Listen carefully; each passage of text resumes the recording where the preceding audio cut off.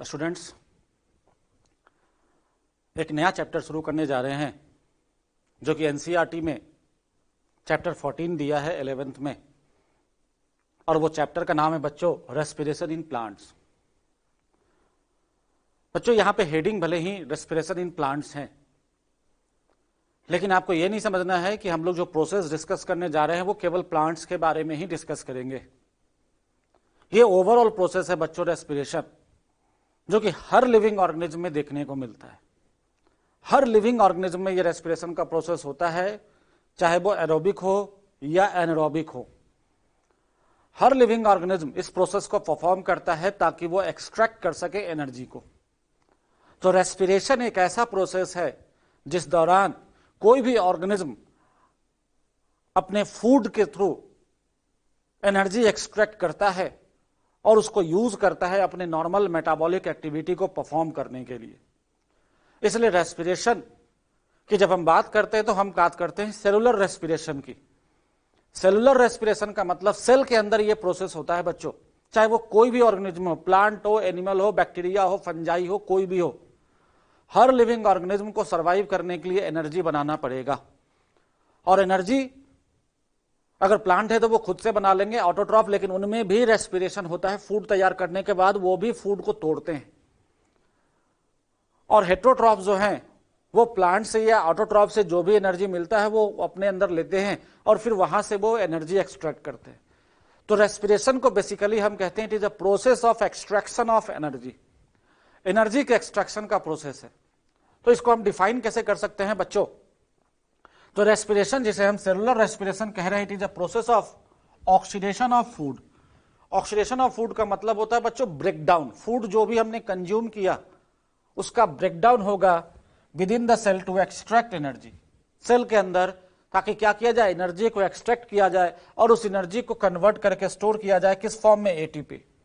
और आप जानते हो एटीपी हमारे लिए क्या है? Energy currency of this cell कहते हैं। किसी भी सेल के लिए एनर्जी करेंसी का काम एटीपी करता है, जिसका पूरा नाम एडिनोसिन ट्राइफॉस्फेट होता है। तो इस फॉर्म में एनर्जी को बनाया जाएगा अल्टीमेटली, और इस एनर्जी के फॉर्म को हम लोग यूज करते हैं अपने नॉर्मल मेटाबॉलिक एक्टिविटी के लिए। तो रेस्पिरेशन बेसिकली फूड के ऑक्सीडेशन को हम कहते हैं, जहां से एनर्जी को एक्सट्रैक्ट किया जाता है। और इस प्रोसेस को परफॉर्म करने के लिए बच्चों ब्रेकडाउन जो होता है फूड का, वहां पे हाइड्रोजन को निकालना होता है, that is release of hydrogen. आपने पढ़ा होगा केमिस्ट्री में, हाइड्रोजन का एक्सट्रैक्शन ऑक्सीडेशन कहलाता है।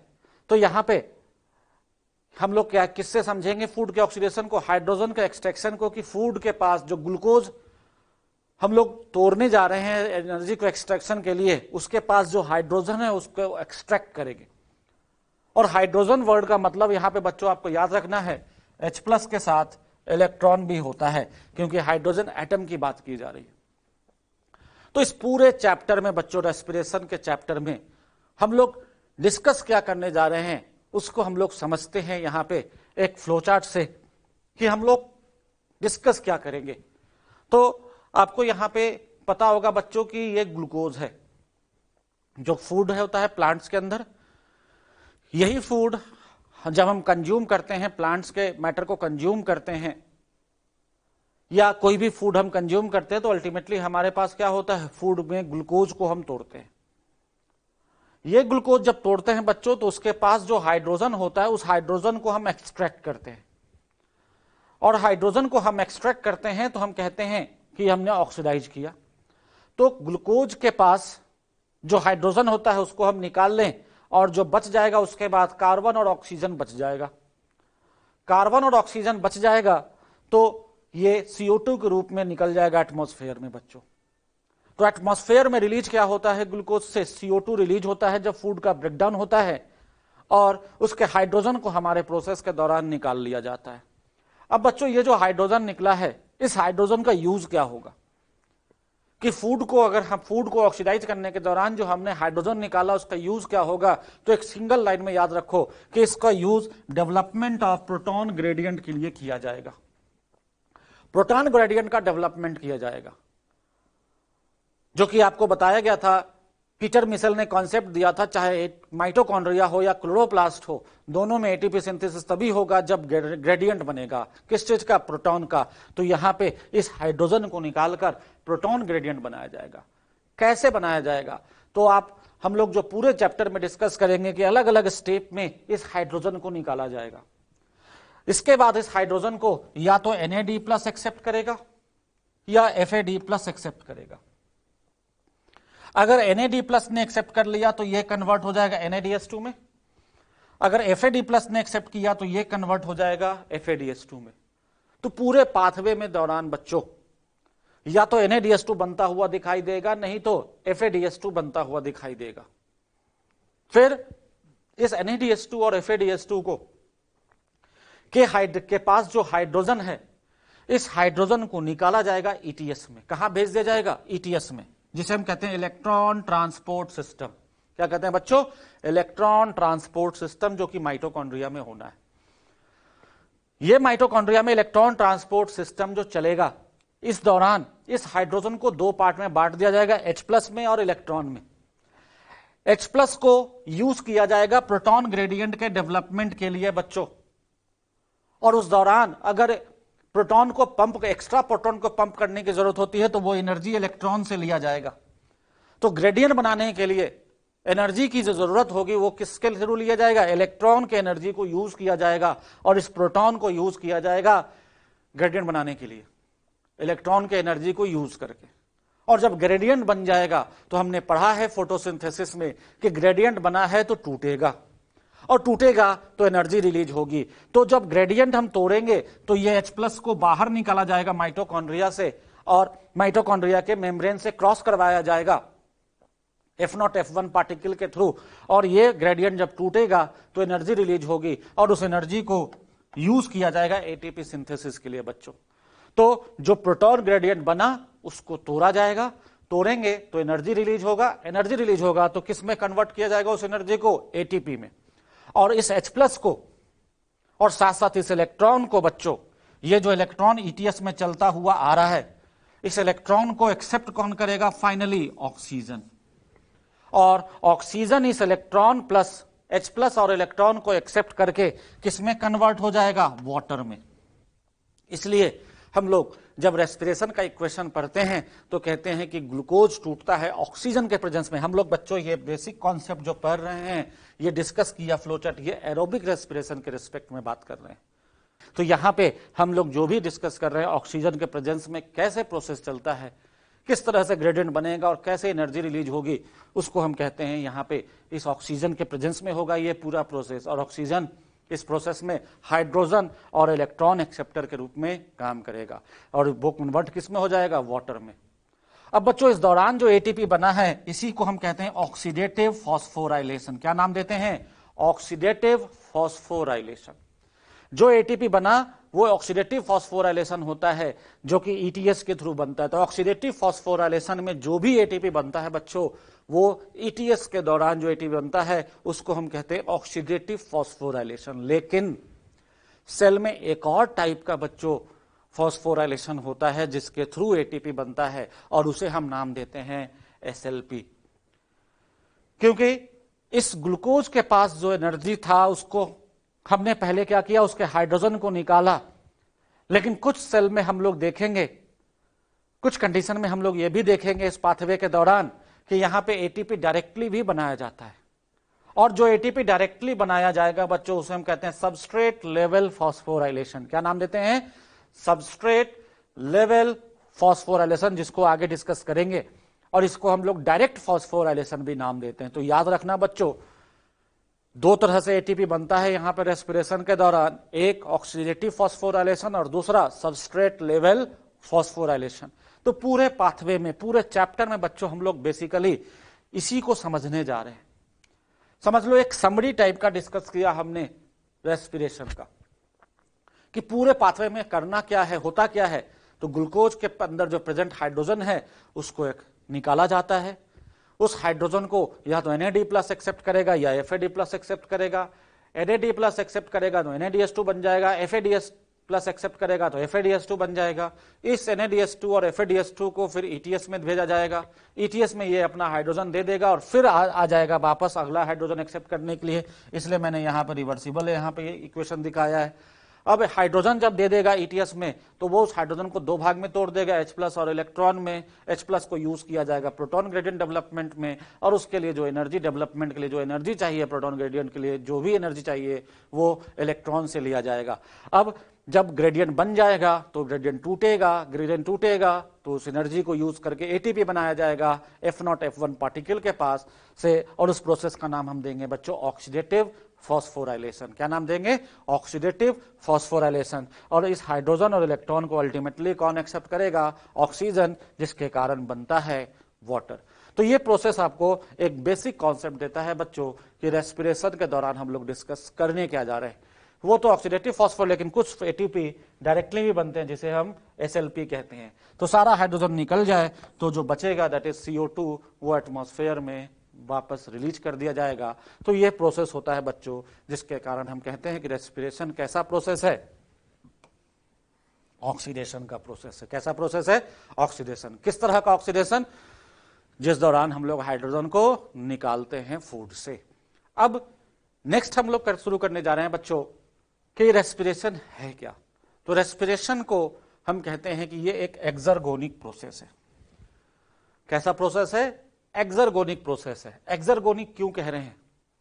तो हमने यहां पे एक इक्वेशन डिस्कस किया है बच्चों कि ग्लूकोज है, ग्लूकोज ऑक्सीजन के प्रेजेंस में टूट रहा है, 6H2O इसमें कंज्यूम हो रहा है, और ये 6CO2 12H2O निकल रहा है, और साथ साथ यहाँ पे एनर्जी रिलीज हो रही है। और ये एनर्जी कितना है बच्चों? 686 किलो कैलोरी। क्योंकि इस प्रोसेस के दौरान एनर्जी एक्सट्रैक्ट हो रहा है, एनर्जी रिलीज हो रहा है प्रोसेस में, फूड के टूटने से ऑक्सीजन के प्रेजेंस में, तो हम कहते हैं 686 किलो कैलोरी एनर्जी रिलीज हो रहा है, इसलिए इस पूरे प्रोसेस को नाम देते हैं हम लोग एक्सर्गोनिक प्रोसेस। तो आपको बात समझ में आई होगी कि एक्सर्गोनिक क्यों कहते हैं, क्योंकि एनर्जी पूरे प्रोसेस में हमें रिलीज होता हुआ दिखाई दे रहा है। इसके बाद इस प्रोसेस को बच्चों हम लोग मल्टी स्टेप प्रोसेस भी कहते हैं। ये बहुत इंपॉर्टेंट पॉइंट है बच्चों। किसको हम लोग मल्टी स्टेप प्रोसेस क्यों कहते हैं? मल्टी स्टेप मतलब बहुत सारे स्टेप में कंप्लीट होने वाला। अब इसका कारण है बच्चों कि आप जो देख रहे हो कि यहां पे जो एनर्जी रिलीज हो रहा है, क्या ये सिंगल स्टेप में एनर्जी रिलीज हो जाएगा? नहीं। याद रखना बच्चों, अगर ये सिंगल स्टेप में ग्लूकोज को हम तोड़ दें और उसके सारे एनर्जी को एक्सट्रैक्ट कर ले तो इतनी ज्यादा एनर्जी रिलीज होगी कि सेल उसको स्टोर नहीं कर पाएगा और most of the energy heat के फॉर्म में लॉस हो जाएगा। इसलिए सेल क्या करता है, इसको जो फूड से एनर्जी रिलीज होगा उसको फ्री सेल के अंदर नहीं जाने देता। कि ड्यूरिंग ऑक्सीडेशन, एनसीईआरटी का लाइन है बच्चों, during oxidation within the cell the energy contained in the food is not release free into the cell. Freely cell में रिलीज नहीं किया जाता। और इन अ सिंगल स्टेप, ना तो सिंगल स्टेप में रिलीज होगा ये एनर्जी, ना ही फ्री होगा सेल के अंदर। तो क्या होगा? It is release in a series of slow step wise reaction. बहुत सारे स्टेप में धीरे धीरे रिलीज किया जाता है। उन सभी स्टेप को बच्चों एंजाइम कंट्रोल करता है। तो ये पूरा प्रोसेस बहुत सारे स्टेप से मिलकर बना होता है, जिस दौरान हम एनर्जी जो बना रहे हैं ये एक सिंगल स्टेप का प्रोसेस नहीं है। बहुत सारे स्टेप के कारण ये प्रोसेस कंप्लीट होता है, और वो स्टेप कंट्रोल होता है, एंजाइमेटिकली कंट्रोल होता है। इसलिए हम कहते हैं कि ये मल्टी स्टेप प्रोसेस है। क्योंकि अगर सिंगल स्टेप में थोड़ा तो इतना ज्यादा एनर्जी रिलीज होगा बच्चों कि वो न तो सेल्स को स्टोर कर पाएगा, और जो भी एनर्जी थोड़ा बहुत स्टोर हुआ, मैक्सिमम एनर्जी किस में रिलीज हो जाएगा? हीट के फॉर्म में। और उस एनर्जी को एंजाइम जब कंट्रोल करेगा और उस एनर्जी को स्टोर किस फॉर्म में करेगा? एटीपी के फॉर्म में। याद रखना है बच्चों कि है एटीपी हमारे लिए क्या है? Energy currency. तो अल्टीमेटली उस एनर्जी को एटीपी के फॉर्म में स्टोर किया जाएगा। इसलिए हम कहते हैं क्योंकि बहुत सारे स्टेप हैं, इसलिए इस पूरे प्रोसेस को बच्चों हम लोग मल्टी स्टेप प्रोसेस का नाम देते हैं। अब रेस्पिरेशन को ही हम लोग एम्फीबोलिक प्रोसेस भी नाम देते हैं बच्चों। एम्फीबोलिक क्या होता है? तो ऐसा प्रोसेस जिसमें कि दोनों प्रोसेस इन्वॉल्व हो, कैटाबोलिक और एनाबोलिक। तो कैटाबोलिक और एनाबोलिक प्रोसेस दोनों इन्वॉल्व हो with in the same pathway, with in the same process, तो हम कहते हैं एम्फीबोलिक। अब कैसे कहते हैं इस चीज को बच्चों एक इक्वेशन से समझते हैं कि हमने जो भी फूड कंज्यूम किया, अगर ये प्लांट है तो वो फोटोसिंथेसिस से खुद फूड बना लेगा, और अगर एनिमल्स हैं तो हम लोग प्लांट पे डिपेंडेंट है, that's why we are called as heterotrophs और plants are called as autotrophs. तो प्लांट्स के थ्रू हमारे पास फूड पहुंचेगा। अब ये फूड जो भी हमारे सेल के अंदर पहुंचा, हमने कंज्यूम किया, प्लांट ने बनाया और हमने कंज्यूम किया, फूड हमारे सेल में पहुंचा, फिर सेल तक हमने ऑक्सीजन के प्रेजेंस में इस फूड को तोड़ना शुरू किया। फूड टूटेगा बच्चों तो ये कन्वर्ट होगा CO2 H2O प्लस एनर्जी में। ये इस इक्वेशन का बच्चों सिंपल रिप्रेजेंटेशन है।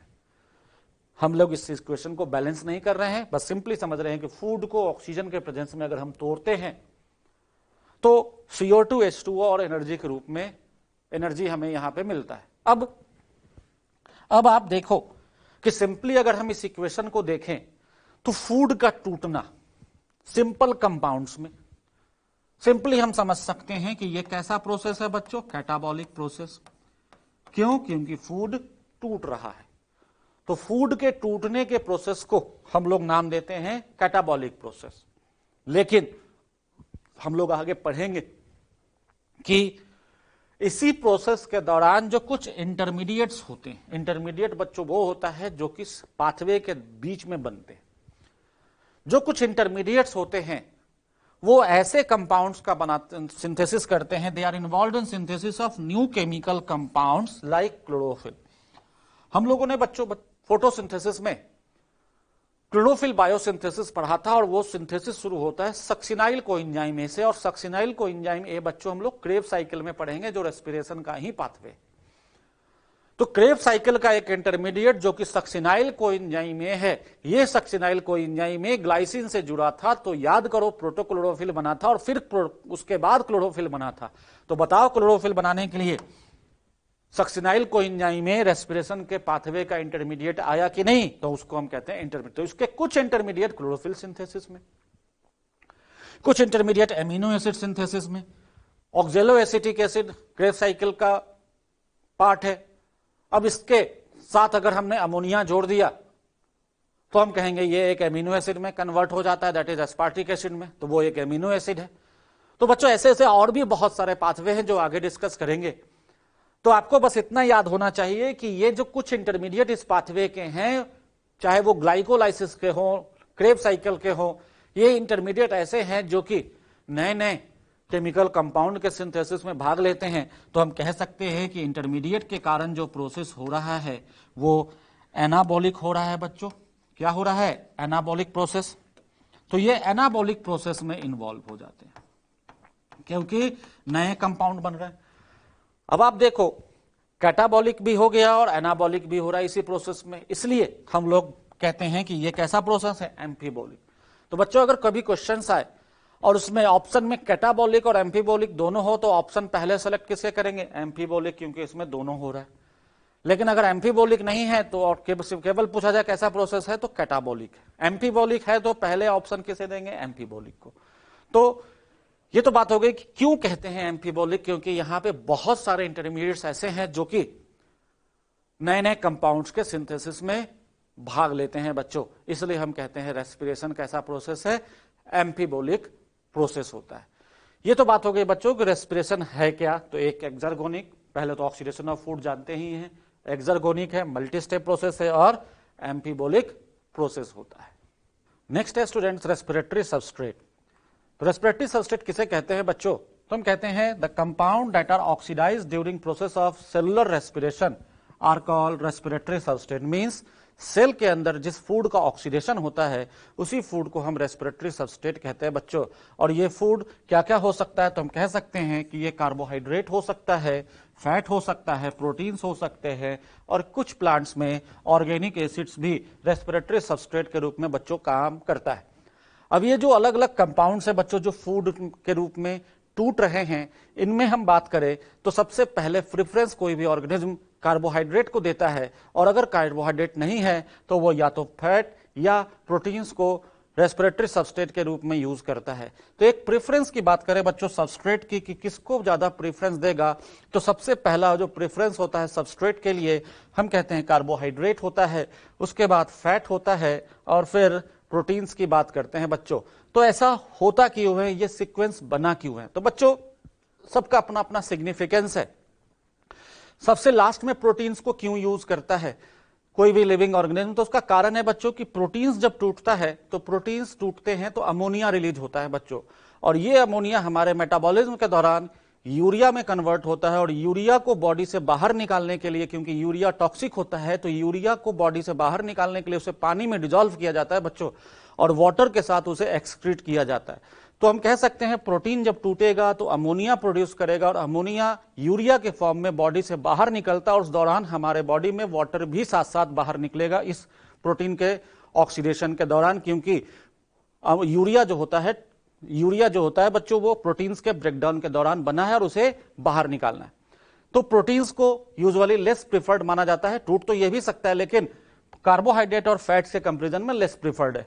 अब फैट की बात करते हैं बच्चों, तो फैट का जो ऑक्सीडेशन होता है, फैट का ऑक्सीडेशन, जब ऑक्सीडेशन होता है बच्चों तो ये फैट का ऑक्सीडेशन स्लो होता है, और थोड़ा सा हम कह सकते हैं कि ये थोड़ा कॉम्प्लेक्स प्रोसेस के थ्रू टूटता है एज कंपेयर टू कार्बोहाइड्रेट। तो कार्बोहाइड्रेट बहुत आसानी से ऑक्सीडाइज होता है, और फैट जब टूटता है तो एक कॉम्प्लेक्स रिएक्शन के थ्रू टूटता है बच्चों। टूटता तो है लेकिन कॉम्प्लेक्स रिएक्शन के थ्रू टूटता है और स्लो भी होता है, और साथ साथ जब फैट टूटता है तो थोड़ा हीट भी जनरेट होता है बच्चों। इसलिए हम कहते हैं कि सबसे पहले किसको प्रेफर करेगा सेल? कार्बोहाइड्रेट।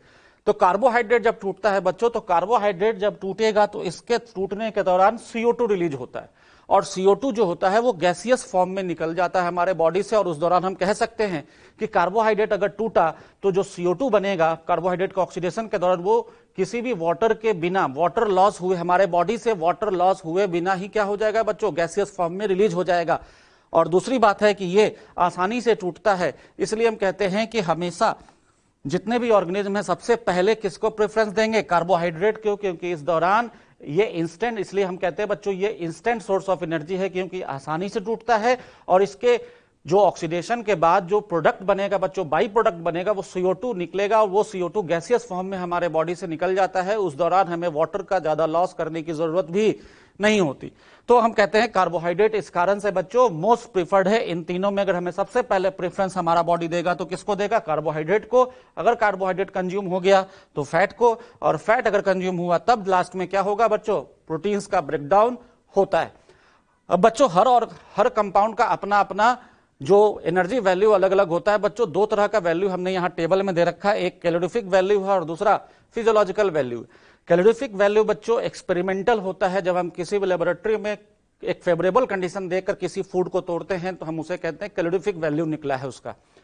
और किसी सेल के अंदर, लिविंग सिस्टम के अंदर अगर हम किसी फूड को ऑक्सीडाइज करते हैं और उस दौरान जो हम एनर्जी कैलकुलेट करते हैं वो उसका फिजियोलॉजिकल वैल्यू होता है बच्चों। तो जब हम कार्बोहाइड्रेट की बात करते हैं तो कार्बोहाइड्रेट का वैल्यू 4.1 किलो कैलोरी होता है कैलोरीफिक वैल्यू, और फिजियोलॉजिकल में 4। प्रोटीन्स की बात करें तो 5.65 और फिजियोलॉजिकल वैल्यू बच्चों 4। फैट की बात करें तो 9.45 किलो कैलोरी पर ग्राम बच्चों, और जो फिजियोलॉजिकल वैल्यू है 9 किलो कैलोरी। तो तीनों का अलग अलग वैल्यू है बच्चों। तो आप देख सकते हो फिजियोलॉजिकल वैल्यू को अगर हम कंपेयर करें तो प्रोटीन्स और कार्बोहाइड्रेट का ऑलमोस्ट सेम फिजियोलॉजिकल वैल्यू है एनर्जी के रूप में, और फैट क्या है? डबल से भी ज्यादा है बच्चों कार्बोहाइड्रेट और प्रोटीन के रिस्पेक्ट में। फिर भी हम लोग फैट को प्रेफर नहीं करते क्योंकि ये आसानी से टूटता नहीं है, और साथ साथ ये स्लो ब्रेकडाउन भी होता है बच्चों। इसलिए हम लोग सबसे पहले प्रेफरेंस किसको देते हैं? कार्बोहाइड्रेट को। प्रोटीन और कार्बोहाइड्रेट बराबर एनर्जी दे रहा है, फिर भी प्रोटीन को प्रेफर नहीं करेंगे क्योंकि इसके ऑक्सीडेशन के दौरान अमोनिया रिलीज होगा, और वो अमोनिया यूरिया के फॉर्म में बॉडी से बाहर निकालने के लिए बच्चों वाटर के साथ एक्सक्रीट करना पड़ता है। तो ये तो बात हो गई बच्चों रेस्पिरेटरी सबस्ट्रेट क्या होता है और किस तरह से हम किसी रेस्पिरेटरी सबस्ट्रेट को प्रेफर करते हैं। नेक्स्ट है बच्चों, डू प्लांट्स ब्रीथ। तो बच्चों बात आती है क्या प्लांट्स भी ब्रीदिंग करते हैं? ब्रीदिंग का बेसिक मतलब होता है बच्चों Uptake of O2 and release of CO2। तो हम कह सकते हैं यस प्लांट्स भी ब्रीदिंग करते हैं। Yes plant require O2 for respiration and also give out CO2। तो प्लांट्स भी O2 लेते हैं और CO2 को रिलीज करते हैं। तो प्लांट्स में भी ब्रीदिंग होती है, लेकिन हम कहते हैं कि प्लांट्स में कोई भी जो रेस्पिरेटरी सिस्टम है या सर्कुलेटरी सिस्टम है, इस तरह का सिस्टम नहीं है तो भी वो ब्रीदिंग करते हैं क्या? यस, वो उन सबके बिना भी ब्रीदिंग करते हैं। तो उसके लिए कुछ कारण है बच्चों कि वो बिना इन सब तरह के स्पेशलाइज्ड ऑर्गन के भी आप आसानी से ब्रीदिंग करते हैं। तो उसका कारण है बच्चों कि प्लांट्स हैव सिस्टम, प्लांट्स ने अपने अंदर O2 को अवेलेबल करवाने के लिए और एबिलिटी ऑफ O2 को मेंटेन करने के लिए हम कहते हैं प्लांट ने अपने अंदर कुछ सिस्टम बना रखा है और उसके कुछ कारण है बच्चों, एक एक करके उस कारण को डिस्कस करते हैं। सबसे पहला कारण कि each plant part take care of its own gaseous exchange needs, means हर प्लांट पार्ट अपना अपना गैस एक्सचेंज नीड खुद पूरा करता है। जैसे अगर हम प्लांट के पार्ट्स की बात करें, प्लांट ऑर्गन की बात करें, तो प्लांट ऑर्गन्स को बच्चों ब्रॉडली हम लोग 3 पार्ट में बांट सकते हैं, root, stem and leave. Root के पास क्या होता है बच्चों? रूट हेयर्स होते हैं। रूट हेयर सॉइल में डायरेक्टली सॉइल के कांटेक्ट में होता है और वहां से डायरेक्टली अपने अंदर ऑक्सीजन लेता है। स्टेम की बात करें, स्टेम में बच्चों लेंटिसेल्स होते हैं, ये भी एक ओपनिंग होता है बच्चों, और वहां से डायरेक्टली एटमॉस्फेयर के कांटेक्ट में आता है और ऑक्सीजन डायरेक्टली एटमॉस्फेयर से लेता है। लीफ के पास बच्चों स्टोमेटा होता है। स्टोमेटा लीफ के पास जो होता है वो ओपन होता है और वहां से आसानी से ऑक्सीजन वो ले सकता है। तो हम कह सकते हैं O2 की एबिलिटी जो है प्लांट के लिए कोई दिक्कत नहीं है और हर प्लांट पार्ट अपना अपना गैस एक्सचेंज नीड खुद पूरा करता है बच्चों वहां पे। और कहते हैं कि and there is very little transport of gases from one part to another. तो एक पार्ट से दूसरे पार्ट तक जो गैसियस ट्रांसपोर्ट है बच्चों वो भी बहुत कम देखने को मिलता है। क्यों ऐसा होता है? तो हम कह सकते हैं हर प्लांट पार्ट ने तो अपना केयर खुद कर रखा है। रूट अपना केयर खुद करेगा, स्टेम अपना केयर खुद करेगा और लीफ अपना केयर खुद करेगा। और जो भी यहां पे होंगे सेल्स बच्चों वो लूजली कनेक्टेड होते हैं, इंटरसेलुलर स्पेसेस होते हैं उनके पास, और इंटरसेलुलर स्पेसेस होने के कारण आसानी से वहां पे जो ऑक्सीजन एटमॉस्फेयर से आता है बच्चों अंदर, वो आसानी से उस एयर जो इंटरसेलुलर स्पेसेस है वहां पे गैप में रहते हैं और आसानी से जिस सेल को जितने भी ऑक्सीजन की जरूरत होती है आसानी से वो लेता रहता है। तो हम कहते हैं प्लांट्स को अपना केयर खुद करता है क्योंकि हर प्लांट पार्ट ने अपने पास कुछ स्पेशल सिस्टम डेवलप करवा रखे हैं। जैसे रूट के पास रूट हेयर्स हैं, स्टेम के पास लेंटिसेल्स है और लीफ के पास क्या होता है? स्टोमेटा, जिसके कारण वो अपना डायरेक्ट ऑक्सीजन डिमांड पूरा कर सकता है। अब बच्चों जब बात करते हैं कि प्लांट में क्या ऑक्सीजन डिमांड बहुत ज्यादा है, तो हम कह सकते हैं plant do not present great demand of gases exchange. Plant बहुत ज्यादा गैसेस एक्सचेंज डिमांड शो नहीं करता। क्यों नहीं करता बच्चों? तो हम किसको कंपेयर कर सकते हैं? एनिमल से।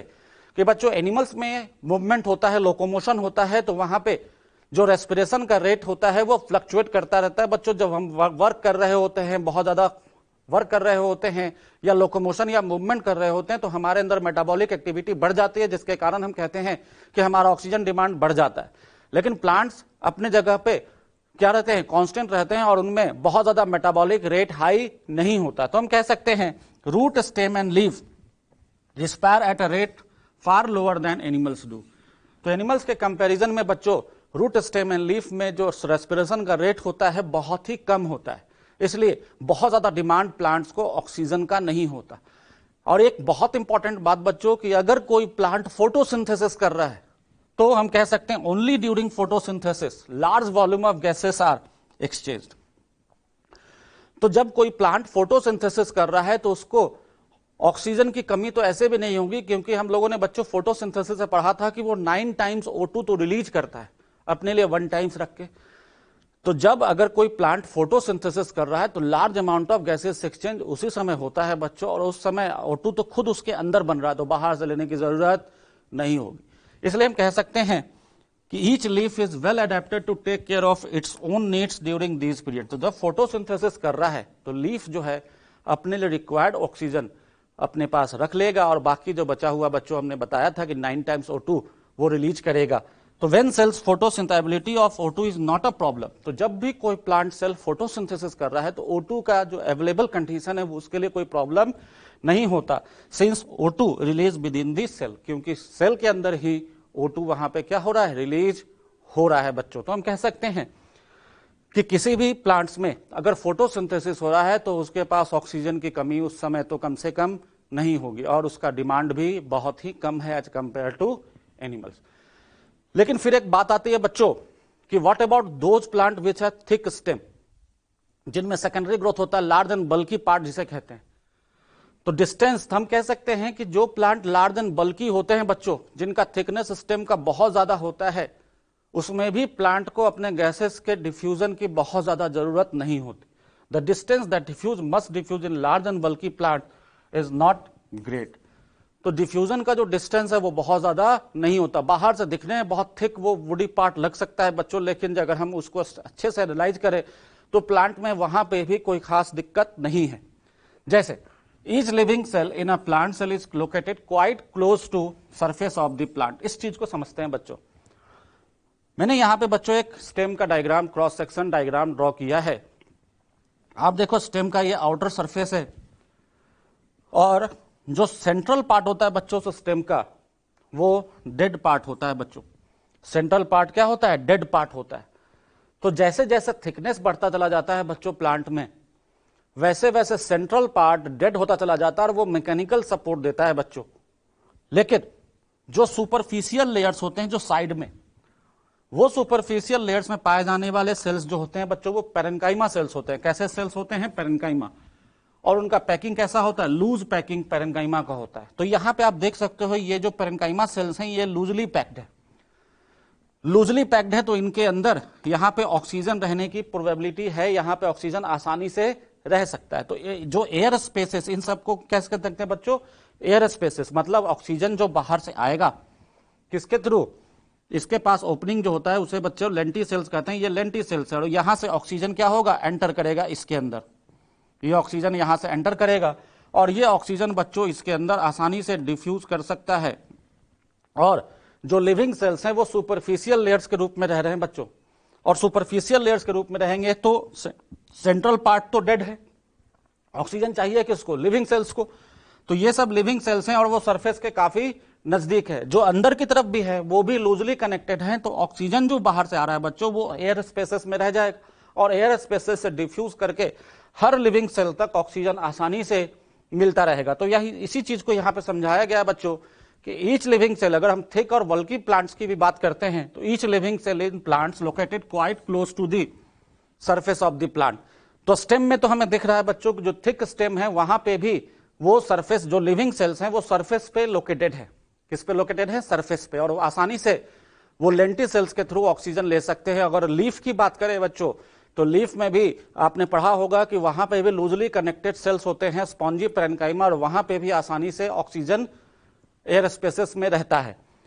This is also facilitated by loose packing of parenchyma in cells in leaf, stem and roots. Roots में भी बच्चों जो कॉर्टिकल रीजन होता है वो भी लूजली पैक्ड होता है, तो आसानी से वहां पे भी जो इंटरसेलुलर स्पेस होता है वो इंटरकनेक्टेड होता है बच्चों, और वो आसानी से एयर स्पेसेस के थ्रू वो जो गैसेस है वहां पे जो एयर है बच्चों, ऑक्सीजन जो है वो डिफ्यूज करता रहता है। तो interconnected network of air spaces की तरह काम कर रहे हैं कि अगर अंदर वाले लेयर को भी अगर ऑक्सीजन चाहिए, सेल्स को भी ऑक्सीजन चाहिए, तो वो यहां से डिफ्यूज होकर, कहीं से भी डिफ्यूज होकर बच्चों यहां तक, इन सेल तक ऑक्सीजन आसानी से पहुंचता रहेगा। तो अगर हम बात करें बच्चों डू प्लांट्स ब्रीथ? यस, क्योंकि बिना कोई रेस्पिरेटरी और सर्कुलेटरी सिस्टम होने के बावजूद भी प्लांट्स में ब्रीदिंग आसानी से हो सकती है, क्योंकि प्लांट्स अपने अंदर कुछ ऐसे सिस्टम डेवलप कर रखे हैं, क्योंकि उनके पास अपना केयर, हर प्लांट पार्ट अपना केयर खुद करता है। जैसे रूट में रूट हेयर्स, स्टेम में लेंटिसेल्स और लीफ में स्टोमेटा।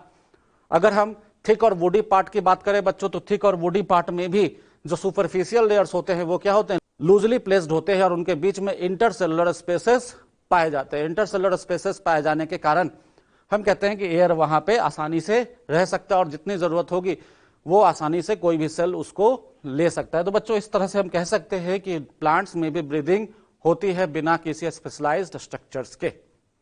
नेक्स्ट है students types of respiration. Respiration को हम लोग बच्चों दो तरीके से डिफाइन कर सकते हैं अगर हमें डिफ्रेंशिएट करना है, टाइप्स की बात करनी है तो। एक तरीका होता है on the basis of respiratory substrate, कि रेस्पिरेटरी सबस्ट्रेट कैसा है उसके बेसिस पे रेस्पिरेशन को डिफाइन कर सकते हैं। और दूसरा तरीका होता है प्रेजेंस और एब्सेंस ऑफ ऑक्सीजन के बेसिस पे। तो हम लोग पहले तरीके की बात करते हैं, किस बेसिस पे हम लोग डिफरेंशिएट कर रहे हैं रेस्पिरेशन को, तो रेस्पिरेटरी सबस्ट्रेट के बेसिस पे। और रेस्पिरेटरी सबस्ट्रेट के बेसिस पे बच्चों रेस्पिरेशन दो टाइप का होता है, पहला फ्लोटिंग रेस्पिरेशन और दूसरा हम लोग प्रोटोप्लाज्मिक रेस्पिरेशन नाम देते हैं। फ्लोटिंग रेस्पिरेशन कब कहते हैं बच्चों? तो जब कार्बोहाइड्रेट या फैट रेस्पिरेटरी सबस्ट्रेट के रूप में यूज होता है या टूटता है फूड के ऑक्सीडेशन के दौरान, तो हम इसका नाम फ्लोटिंग रेस्पिरेशन देते हैं। अब बात आती है दिमाग में कि फ्लोटिंग वर्ड ही क्यों सेलेक्ट किया गया? तो इसका कारण है बच्चों कि कार्बोहाइड्रेट और फैट जो होता है साइटोप्लाज्म में फ्लोटिंग इंक्लूजन्स के रूप में पाया जाता है। तो कार्बोहाइड्रेट और फैट किस रूप में पाया जाता है बच्चों? फ्लोटिंग इंक्लूजन्स के रूप में। इसलिए हम इसे नाम फ्लोटिंग रेस्पिरेशन देते हैं, क्योंकि इस दौरान यही दोनों कंपाउंड्स टूटते हैं, इन दोनों में से कोई एक।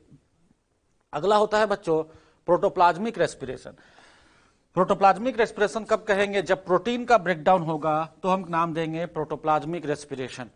और ऐसा कंडीशन कब होगा? प्रोटीन, मैंने आपको बताया था बच्चों प्रेफरेंस ऑफ सबस्ट्रेट के दौरान कि सबसे लास्ट में प्रोटीन टूटता है, इसलिए हम कहते हैं कि ये तब टूटेगा जब सेल स्टार्वेशन कंडीशन में होगा या सेल स्टार्व्ड सेल कहलाएगा। स्टार्वेशन का मतलब होता है बच्चों वैसा सेल जो कि लंबे समय से भूखा है, या कह सकते हैं उसे न्यूट्रिशन लंबे समय से नहीं मिला। तो अगर किसी सेल को लंबे समय से न्यूट्रिशन नहीं मिला हो तो वो उसके अंदर जो पहले से स्टोर्ड फूड होगा जैसे कार्बोहाइड्रेट, वो उसको तोड़ लेगा। उसके बाद अगर वो कार्बोहाइड्रेट कंज्यूम हो गया तो फिर फैट तोड़ेगा और लास्ट में प्रोटीन्स की बारी आती है। इसलिए कहते हैं लंबे समय से किसी सेल को न्यूट्रिशन नहीं मिला है तो वो प्रोटीन्स को तोड़ना शुरू करेगा। स्टार्वेशन सेल में दौरान इसमें देखा जाता है। अब ये प्रोटोप्लाज्मिक रेस्पिरेशन प्रोटीन के ब्रेकडाउन को क्यों कहते हैं? उसका कारण है बच्चों कि प्रोटीन एक इंपॉर्टेंट कंस्टिट्यूएंट होता है प्रोटोप्लाज्म का, कि प्रोटोप्लाज्म का बिल्डिंग ब्लॉक हम नाम देते हैं प्रोटीन का, इसलिए हम कहते हैं कि इंपॉर्टेंट कंस्टिट्यूएंट है, इसलिए इसके ब्रेकडाउन को हम लोग प्रोटोप्लाज्मिक रेस्पिरेशन नाम देते हैं। ये तो बात हो गई बच्चों पहले तरीका कि किस बेसिस पे रेस्पिरेटरी सबस्ट्रेट के बेसिस पे रेस्पिरेशन कितने टाइप का हो सकता है। अब बात करते हैं बच्चों कि दूसरा टाइप जो है डिफ्रेंशिएट करने का कि ऑक्सीजन प्रेजेंट है या नहीं है, on the basis of presence और एब्सेंस ऑफ ऑक्सीजन। अगर ऑक्सीजन प्रेजेंट है तो नाम देंगे रेस्पिरेशन का एरोबिक रेस्पिरेशन। मीन्स अगर रेस्पिरेशन कोई भी फूड अगर ऑक्सीजन के प्रेजेंस में टूटता है, चाहे कार्बोहाइड्रेट हो, फैट हो या प्रोटीन्स हो, तो हम नाम देते हैं एरोबिक रेस्पिरेशन चल रहा है। और अगर उस प्रोसेस के दौरान ऑक्सीजन नहीं है, ऑक्सीजन एब्सेंट है, तो हम उस प्रोसेस का नाम एनारोबिक रेस्पिरेशन कहते हैं, या इसी का नाम बच्चों हम लोग फर्मेंटेशन नाम देते हैं। तो यहाँ पे बच्चों हम लोगों ने रेस्पिरेशन के टाइप्स को डिस्कस किया और दो तरीके से हम दो टाइप्स की बात कर सकते हैं, एक तो रेस्पिरेटरी सबस्ट्रेट के बेसिस पे और दूसरा प्रेजेंस और एब्सेंस ऑफ ऑक्सीजन के बेसिस पे। नेक्स्ट है बच्चों कि हम लोग बात करने जा रहे हैं overview of cellular respiration. Cell के अंदर जो रेस्पिरेशन होता है बच्चों उसका एक ओवरव्यू लेते हैं, ब्रीफ या कह लो समरी के रूप में समझते हैं कि आखिर रेस्पिरेशन में क्या क्या होता है। बच्चों मोस्ट प्रीफर्ड सबस्ट्रेट में क्योंकि हम लोग कार्बोहाइड्रेट लेते हैं इसलिए इसकी शुरुआत हम लोग ग्लूकोज से करेंगे कि ग्लूकोज का ब्रेकडाउन होता है मोस्ट ऑफ दिस सेल में सबसे पहले। तो ग्लूकोज अगर सबस्ट्रेट के रूप में यूज हो रहा है तो सबसे पहला जो स्टेप होगा बच्चों वो ग्लूकोज टूटेगा पायरुविक एसिड में। किसमें बच्चों टूटेगा? ग्लूकोज टूटेगा पायरुविक एसिड में। ग्लूकोज 6 कार्बन का कंपाउंड होता है, ये 2 मॉलिक्यूल 3 कार्बन के कंपाउंड में टूटेगा। कितने मॉलिक्यूल? 2 मॉलिक्यूल। और ये प्रोसेस बच्चों साइटोप्लाज्म में होता है और इस प्रोसेस का नाम ग्लाइकोलाइसिस नाम दिया जाता है। तो ये प्रोसेस कौन सा कहलाएगा कि ग्लूकोज से पायरुविक एसिड का टूटना, क्या नाम दिया जाएगा बच्चों? ग्लाइकोलाइसिस। और ये प्रोसेस कहां होगा? साइटोप्लाज्म में। बच्चों याद रखने वाली बात क्या है कि इसमें ये प्रोसेस जो ग्लाइकोलाइसिस होता है दोनों ऑर्गेनिज्म में कॉमन है, दोनों तरह के रेस्पिरेशन में कॉमन है, चाहे वो रेस्पिरेशन एरोबिक हो या एनारोबिक हो, दोनों में ग्लाइकोलाइसिस चलेगा, दोनों में ग्लाइकोलाइसिस ऑपरेट होगा। तो ग्लाइकोलाइसिस के दौरान क्या होगा? ग्लूकोज कन्वर्ट होगा पायरुविक एसिड में।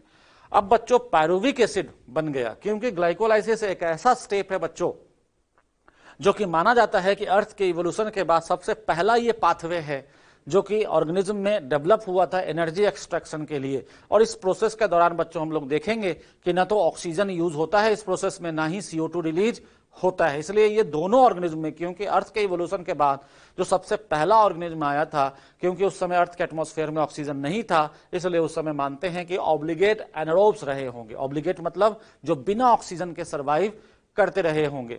फिर बाद में अलग अलग तरह के ऑर्गेनिज्म आए और हमारा एटमॉस्फेयर जब एरोबिक हुआ तो एरोबिक ऑर्गेनिज्म आए। तो इसलिए हम कहते हैं कि यह प्रोसेस दोनों तरह के ऑर्गेनिज्म में कॉमन होता है, चाहे वो एरोबिक हो या एनारोबिक हो। इसलिए यहां पे कहा जाता है कॉमन प्रोसेस है एरोबिक और एनारोबिक रेस्पिरेशन का बच्चों। अब पायरुविक एसिड बनने के बाद किसी सेल में अगर ऑक्सीजन मिला तो हम कहेंगे एरोबिक रेस्पिरेशन है, और अगर नहीं है तो हम कहेंगे एनारोबिक रेस्पिरेशन है। अब एरोबिक रेस्पिरेशन मान के चलते हैं बच्चों कि अगर एरोबिक रेस्पिरेशन चल रहा है, अगर एरोबिक रेस्पिरेशन चल रहा है तब ये प्रोसेस माइटोकॉन्ड्रिया में, इसके बाद का प्रोसेस, यहां तक का प्रोसेस तो साइटोप्लाज्म में चला बच्चों, इसके बाद का प्रोसेस कहां चलेगा? माइटोकॉन्ड्रिया में। और माइटोकॉन्ड्रिया में ये पहले एसिटाइल कोएंजाइम में कन्वर्ट होगा, मींस पायरुविक एसिड माइटोकॉन्ड्रिया में जाकर एसिटाइल कोएंजाइम ए में कन्वर्ट होगा और एसिटाइल कोएंजाइम ए फिर क्रेब्स साइकिल में जाकर कंप्लीट ऑक्सीडेशन शो करेगा बच्चों फूड का। तो ग्लूकोज का कंप्लीट ऑक्सीडेशन होता है एरोबिक रेस्पिरेशन में, और ये कब होगा? In presence of oxygen. तो ये बात होती है बच्चों, एरोबिक रेस्पिरेशन होगा तब। लेकिन अगर हम बात करें कि ऑक्सीजन नहीं है, क्योंकि ये प्रोसेस ऑक्सीजन के प्रेजेंस की हमने बात की, अगर हम बात करें ऑक्सीजन नहीं है तो ये पायरुविक एसिड बनेगा, ग्लाइकोलाइसिस वहां भी चलना है और ग्लाइकोलाइसिस एरोबिक में भी चलना है। तो एनारोबिक रेस्पिरेशन है तो ग्लूकोज टूटा पायरुविक एसिड में, और पायरुविक एसिड अब यहां से डिपेंडिंग अपॉन द ऑर्गेनिज्म, बच्चों याद रखना ऑर्गेनिज्म कौन सा है, उस बेसिस पे या तो ये पायरुविक एसिड इथेनॉल में टूट सकता है या ये लैक्टिक एसिड में कन्वर्ट हो सकता है। इथेनॉल में नहीं तो लैक्टिक एसिड में। अगर बच्चों ये इथेनॉल में टूटता है तो हम इसको नाम देते हैं अल्कोहलिक फर्मेंटेशन। तो पायरुविक एसिड अगर इथेनॉल में कन्वर्ट हुआ तो अल्कोहलिक फर्मेंटेशन, और अगर पायरुविक एसिड लैक्टिक एसिड में कन्वर्ट हुआ तो हम कहते हैं लैक्टिक एसिड फर्मेंटेशन। ये प्रोसेस बच्चों यूजुअली हम लोग ईस्ट में देखते हैं, ईस्ट में सबसे कॉमन प्रोसेस है जो कि अल्कोहलिक फर्मेंटेशन देखने को मिलता है, और लैक्टोबैसिलस में ये लैक्टिक एसिड फर्मेंटेशन देखने को मिलता है, जो बच्चों वो बैक्टीरिया जो कि मिल्क से कर्ड का फॉर्मेशन करता है। तो ये तो बात हो गई ओवरव्यू के बारे में कि सेलुलर रेस्पिरेशन का ओवरव्यू क्या है। तो ब्रीफ अगर करें तो हम कह सकते हैं ग्लूकोज पहले पायरुविक एसिड में टूटेगा, ऑक्सीजन मिला तो माइटोकॉन्ड्रिया में जाकर ये एसिटाइल कोएंजाइम में फिर क्रेब्स साइकिल में एंटर करेगा, और अगर ऑक्सीजन नहीं मिला पायरुविक एसिड को तो ये या तो इथेनॉल में टूटेगा कन्वर्ट होगा, नहीं तो लैक्टिक एसिड में कन्वर्ट हो जाएगा। अब बच्चों हम लोग शुरुआत करने जा रहे हैं अगला, दैट इज ग्लाइकोलाइसिस। कि ग्लाइकोलाइसिस होता क्या है, क्योंकि शुरुआत बच्चों इसी से हो रहा है प्रोसेस के सेलुलर रेस्पिरेशन का। तो हम लोग यहां पे हम शुरू करने जा रहे हैं एरोबिक रेस्पिरेशन। तो आगे हम जो भी बात करेंगे बच्चों एरोबिक रेस्पिरेशन की बात करेंगे कि एरोबिक रेस्पिरेशन क्या होता है, क्योंकि ये प्रोसेस ग्लाइकोलाइसिस दोनों के लिए कॉमन है। तो हम लोग बच्चों शुरुआत करने जा रहे हैं ग्लाइकोलाइसिस के। ग्लाइकोलाइसिस होता क्या है? ये ग्लाइकोलाइसिस बच्चों हम कह सकते हैं ग्लाइकोज दो वर्ड से मिलकर बना है। ये ग्लाइकोलाइसिस बच्चों दो वर्ड से मिलकर बना है। एक तो ग्लाइकोज है, ग्रीक वर्ड है बच्चों, ये याद रखना ग्रीक वर्ड है जिसमें कि ग्लाइकोज का मतलब होता है सुगर। क्या मतलब होता है बच्चों? सुगर। तो ये सुगर होता है। और दूसरा वर्ड है लाइसिस। दूसरा वर्ड क्या है? लाइसिस। लाइसिस का मतलब होता है ब्रेकडाउन। तो सुगर के ब्रेकडाउन के प्रोसेस को हम लोग ग्लाइकोलाइसिस नाम देते हैं। इस पूरे पाथवे को बच्चों 3 साइंटिस्ट ने मिलकर डिस्क्राइब किया था पहली बार, इसलिए इस पाथवे के उन तीनों साइंटिस्ट के नाम पर शॉर्ट में ईएमपी पाथवे भी कहते हैं। क्या नाम देते हैं? ईएमपी पाथवे, जिसमें कि पहले साइंटिस्ट का नाम है एम्बेडेन, दूसरे साइंटिस्ट का नाम है मेयरहॉफ, तीसरे साइंटिस्ट का नाम है पारानस। तो तीनों के नाम का एक एक वर्ड ले लिया गया बच्चों, एम्बेडेन, मेयरहॉफ एंड पारानस, इसलिए इस पाथवे का नाम ईएमपी पाथवे भी कहते हैं। इस पाथवे को बच्चों हम लोग ने पहले ही डिस्कस किया कि ये कॉमन पाथवे है, चाहे एरोबिक रेस्पिरेशन हो या एनारोबिक। तो it is the glycolysis is common phase. Common मतलब दोनों में कॉमन है, aerobic as well as anaerobic respiration में। ये प्रोसेस होता कहाँ है बच्चों? तो ये प्रोसेस साइटोप्लाज्म में होता है, और इस प्रोसेस में न तो ऑक्सीजन कंज्यूम होता है and also do not liberate CO2। तो ये याद रखने वाली बात है बच्चों कि इस प्रोसेस में न तो ऑक्सीजन कहीं पे कंज्यूम हुआ है और ना ही कहीं पे भी CO2 रिलीज किया जाता है। इस प्रोसेस में होता क्या है? तो ये प्रोसेस याद रखने वाली बात क्या है कि ये प्रोसेस हर लिविंग ऑर्गेनिज्म में होता है। Glycolysis present in all living organism whether they are aerobic और एनारोबिक। तो in all living organisms, whether it is aerobic or anaerobic, the first step in cellular respiration, पहला स्टेप जो होगा cellular respiration का, जिसमें पार्शियल ब्रेकडाउन होगा या oxidation of glucose into 2 molecules of pyruvic acid देखने को मिलेगा बच्चों। तो 2 मॉलिक्यूल ऑफ पायरुविक एसिड का फॉर्मेशन होगा एक ग्लूकोज से, तो हम इसी का नाम बच्चों ग्लाइकोलाइसिस नाम देंगे। और ये पूरा स्टेप जो ग्लूकोज से पायरुविक एसिड में कन्वर्जन होता है, ये 10 बायोकेमिकल एंजाइमेटिक रिएक्शन में कंप्लीट होता है। तो 10 बायोकेमिकल रिएक्शन में मतलब बच्चों अगर एक ग्लूकोज मॉलिक्यूल है, बताओ कितने कार्बन का होता है? 6 कार्बन का। ये कन्वर्ट होता है 2 into 2 molecules of pyruvic acid में, जो कि एक 3 कार्बन का कंपाउंड होता है। तो 6 कार्बन का है बच्चों ग्लूकोज, वो 3 कार्बन के 2 मॉलिक्यूल में कन्वर्ट होता है इस ग्लाइकोलाइसिस में, और ये पूरा 10 स्टेप में कंप्लीट होने वाला प्रोसेस होता है। तो ये कितने स्टेप का प्रोसेस है बच्चों? 10 स्टेप में कंप्लीट होता है। अब हम लोग इसी 10 स्टेप को बच्चों 10 स्टेप्स को डिटेल में डिस्कस करने जा रहे हैं कि आखिर ये ग्लाइकोलाइसिस कैसे कंप्लीट होता है। तो जैसा कि हम जानते हैं बच्चों, पहला पॉइंट इसमें लिखा है साइटोप्लाज्म में होता है, और ग्लूकोज याद रखना है बच्चों पार्शियली ऑक्सीडाइज होता है। मैंने आपको बता रखा है कि यहाँ पे ऑक्सीडेशन हमें समझना है हाइड्रोजन के रिमूवल के रिस्पेक्ट में। तो हाइड्रोजन अगर कंप्लीटली अगर हमने हाइड्रोजन निकाल लिया तो हम कहते हैं कंप्लीट ऑक्सीडेशन। तो यहाँ पे ग्लाइकोलाइसिस की बात करें तो ग्लाइकोलाइसिस में पार्शियल ऑक्सीडेशन होता है फूड का। अब हम लोग शुरुआत करते हैं बच्चों ग्लूकोज से, कि ग्लूकोज जो कि 6 कार्बन का कंपाउंड है और इसका फॉर्मूला होता है C6H12O6। ये जो ग्लूकोज है बच्चों, ये हेक्सोकाइनेज एंजाइम की मदद से एटीपी कंज्यूम करेगा। यहाँ पे एक एटीपी खर्च होगा, एक ग्लूकोज के लिए बच्चों एक एटीपी खर्च होगा, और वो टूटेगा एडीपी में, और इसका एक फास्फोरस, एटीपी के पास बच्चों 3 फास्फोरस होता है, उसका एक फास्फोरस ग्लूकोज के पास चला जाएगा और ये बन जाएगा ग्लूकोज 6 फॉस्फेट में। किसमें? ग्लूकोज 6 फॉस्फेट में। कौन से एंजाइम की मदद से? हेक्सोकाइनेज की मदद से। तो पहले स्टेप में क्योंकि फास्फोरस का ट्रांसफर हो रहा है बच्चों, इसलिए इस स्टेप को हम फॉस्फोराइलेशन भी कहते हैं। कि यहां पे क्या हो रहा है? कि यहां पे ग्लूकोज का फॉस्फोराइलेशन हो रहा है, जिसमें कि ग्लूकोज 6 फॉस्फेट में कन्वर्ट होता है। फिर ग्लूकोज 6 फॉस्फेट से यहां पे फ्रक्टोज 6 फॉस्फेट का फॉर्मेशन होता है, जो कि एक तरह का आइसोमेराइजेशन रिएक्शन होता है बच्चों, जहां पे कि ग्लूकोज 6 फॉस्फेट से फ्रक्टोज 6 फॉस्फेट में कन्वर्जन हुआ, और यहां पे एंजाइम होता है हेक्सो आइसोमरेज। एंजाइम कौन सा है बच्चों? हेक्सो आइसोमरेज एंजाइम की मदद से ग्लूकोज 6 फॉस्फेट फ्रक्टोज 6 फॉस्फेट में कन्वर्ट होता है। अब यहां पे बच्चों ये ग्लूकोज, अगर हम प्लांट्स की बात करें तो प्लांट्स में ये ग्लूकोज कहां से आता है बच्चों? तो ग्लूकोज आता है सुक्रोज से, नहीं तो स्टार्च से। अब एनसीईआरटी जब पढ़ोगे बच्चों तो वहां पे लिखा है कि प्लांट्स में ये ग्लूकोज सुक्रोज से डिराइव होता है। ये सुक्रोज जो है, ये सुक्रोज इन्वर्टेज एंजाइम की मदद से, की मदद से ये बच्चों डाइसैकेराइड है। आपने पढ़ा होगा बायोमोलिक्यूल में मोनोसैकेराइड, डाइसैकेराइड। तो 2 मोनोमर से मिलकर बनने वाले शुगर को डाइसैकेराइड कहते हैं। तो सुक्रोज एक डाइसैकेराइड है जो कि 12 कार्बन का बना होता है। अब जब इन्वर्टेज एंजाइम यूज किया जाता है प्लांट्स में तो ये 2 पार्ट में टूटता है, एक तो ग्लूकोज और दूसरा फ्रक्टोज। तो पाथवे अगर सुक्रोज से ये डिराइव हो रहा है बच्चों, तो ग्लूकोज और फ्रक्टोज दोनों बनेगा। ग्लूकोज तो यहां से एंटर कर जाएगा पाथवे में, और अगर फ्रक्टोज की बात करें तो फ्रक्टोज को अगर एंटर करना होगा तो फ्रक्टोज 6 फॉस्फेट में बनाया जाएगा प्लांट्स में ही, और हेक्सोकाइनेज, और यहां पे भी बच्चों एक एटीपी खर्च होगा। तो एटीपी कंज्यूम करके यहां पे एटीपी से एडीपी बना, फॉस्फोराइलेशन यहां पे भी हो रहा है, और ये फ्रक्टोज 6 फॉस्फेट में कन्वर्ट होगा। अब यहां पे याद रखने वाली बात है बच्चों कि चाहे ग्लूकोज हो या फ्रक्टोज हो, अगर ग्लूकोज है तो पाथवे यहां से शुरू होगा और फॉस्फोराइलेशन होगा, आइसोमेराइजेशन होगा पहले, तब फ्रक्टोज 6 फॉस्फेट बनेगा। लेकिन फ्रक्टोज को अगर एंटर करना है पाथवे में तो फ्रक्टोज सीधे एंटर कर जाएगा इस स्टेप से, फॉस्फोराइलेशन के बाद। इसके बाद के स्टेप्स चाहे ग्लूकोज हो या फ्रक्टोज हो, दोनों के लिए कॉमन होता है बच्चों।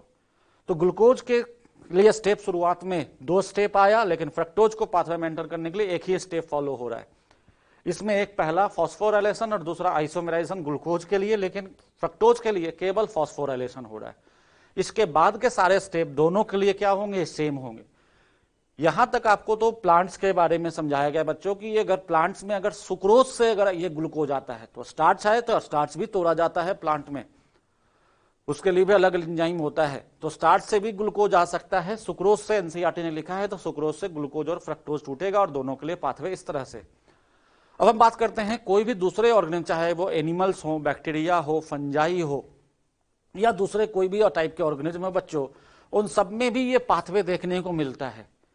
ये डिफरेंस हो सकता है कि ये ग्लूकोज का सोर्स यहां पे सुक्रोज से दिखाया गया, हमारे बॉडी में, एनिमल्स के बॉडी में ये ग्लाइकोजेन हो सकता है, क्योंकि हमारे बॉडी में स्टोर्ड फूड ग्लाइकोजेन होता है।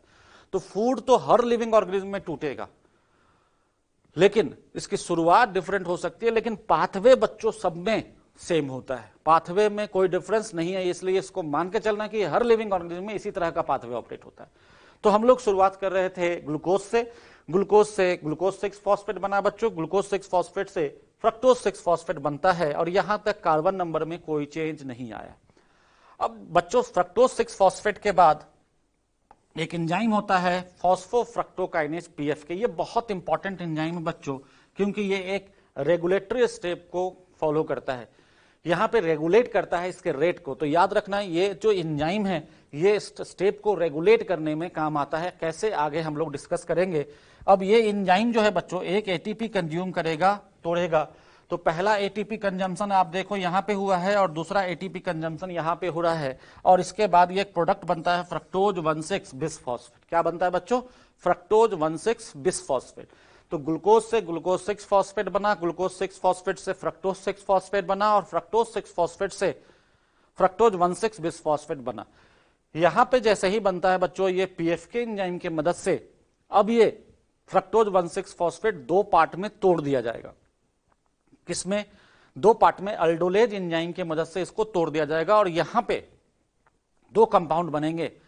एक तो बनेगा 3-फॉस्फोग्लिसरल्डिहाइड, 3-फॉस्फोग्लिसरल्डिहाइड, और एक बनेगा बच्चों DHAP, जिसका पूरा नाम होता है डाई हाइड्रोक्सी एसीटोन फॉस्फेट। क्या नाम है बच्चों? Di hydroxy acetone phosphate. Means 6 carbon, दो कंपाउंड में टूटा 3-3 कार्बन के, एक अल्डिहाइड और दूसरा कीटोन। ये अल्डिहाइड सुगर अल्डिहाइड होता है बच्चों, 3 कार्बन का अल्डिहाइड है, और ये कीटोन सुगर है। अब आपने पढ़ा होगा कि अल्डिहाइड और कीटोन एक दूसरे के आइसोमर होते हैं, तो DHAP भी यहां पे कन्वर्ट हो जाता है किसमें? 3PGL में, जिसके कारण यहां पे 2 मॉलिक्यूल ऑफ 3PGL हो जाता है बच्चों। तो यहां पे अब याद रखना है कि इस DHAP का एग्जिस्टेंस खत्म हो जाएगा, क्योंकि ये DHAP कन्वर्ट किसमें हो जाएगा? PGL में, और यहां पे 2 मॉलिक्यूल्स ऑफ 3PGL कन्वर्ट हो जाएगा। तो यहां पे 2 मॉलिक्यूल 3PGL। तो यहां तक जो बच्चों ये स्टेप होता है इसको हम कहते हैं प्रिपरेटरी फेज, क्योंकि ग्लाइकोलाइसिस के 10 स्टेप को हम लोग दो तरीके से बांट सकते हैं। एक होता है प्रिपरेटरी फेज और दूसरा होता है पे ऑफ फेज। प्रिपरेटरी फेज में ग्लूकोज को तैयार किया जाता है कि वो एनर्जी देने लायक बन सके, और पे ऑफ फेज में एनर्जी एक्सट्रैक्ट किया जाता है, इसलिए उसको एनर्जी एक्सट्रैक्शन फेज भी कहते हैं। और पहला 5 स्टेप को हम लोग एक्टिवेशन फेज भी कहते हैं।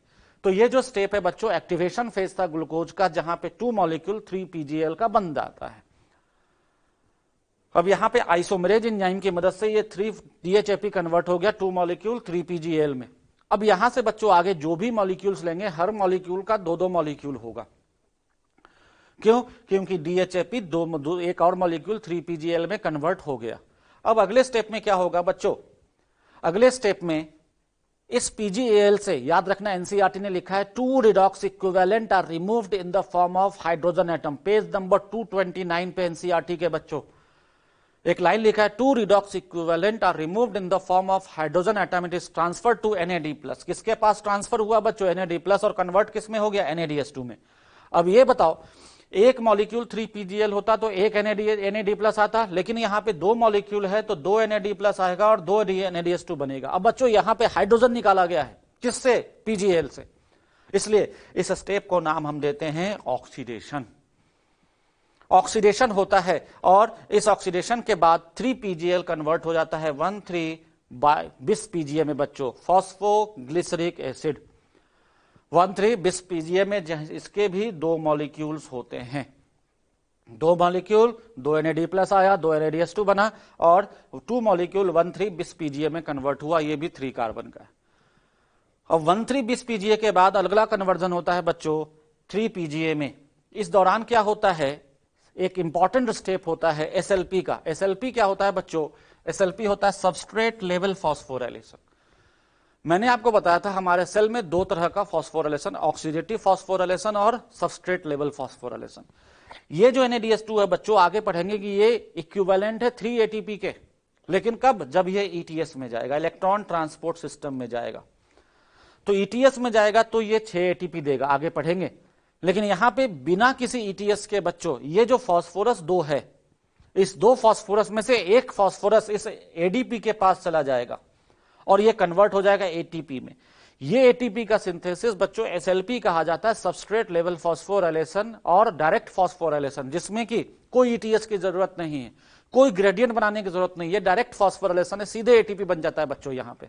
इसलिए ये जो मॉलिक्यूल है 2 मॉलिक्यूल 3 PGA का बनेगा, जिसमें कारण 2 मॉलिक्यूल है तो 2 ATP का बच्चों यहां पे सिंथेसिस होगा। तो अभी तक हमें 2 NADH2 मिल चुका और 2 ATP मिल चुका, और लगा क्या है बच्चों इस पाथवे में? एक ATP यहां और एक ATP यहां, 2 ATP कंज्यूम हो चुका है। अब ये 3 PGA बच्चों अब कन्वर्ट होगा 2 PGA में। 3 ATP किस में कन्वर्ट होगा बच्चों? 2 PGA में। 2 PGA में 2 मॉलिक्यूल इंटू 2 PGA कहना है बच्चों। यहां पे भी पोजिशनल चेंज हो रहा है फॉस्फेट का। यहां पे 3rd कार्बन पे फॉस्फोरस था, अब यहां पे 2nd कार्बन पे फॉस्फोरस पहुंच गया, इसलिए 2 फॉस्फोग्लिसरिक एसिड बन गया। अभी भी 3 कार्बन का ही कंपाउंड है बच्चों। तो यहां पे चेंज हो रहा है और यहां पे एंजाइम काम करता है म्यूटेज। यहां पे एंजाइम कौन सा काम करेगा? म्यूटेज। अब ये म्यूटेज की मदद से यहां पे 3 PGA से किस में बदल गया बच्चों? 2 PGA में। अब ये 2 PGA बच्चों अगले स्टेप में, डिहाइड्रेशन स्टेप में जाएगा, जहां पे वाटर को रिमूव किया जाएगा और यहां पे एंजाइम काम करेगा इनोलेज। कौन सा एंजाइम? इनोलेज एंजाइम काम करेगा और यहां पे 2 मॉलिक्यूल फॉस्फोइनोल पायरुवेट के सिंथेसाइज होंगे। 2 molecule of phosphoenol pyruvate, Pep short में कहते हैं। तो ये 3 कार्बन का फॉस्फोइनोल पायरुवेट बनेगा।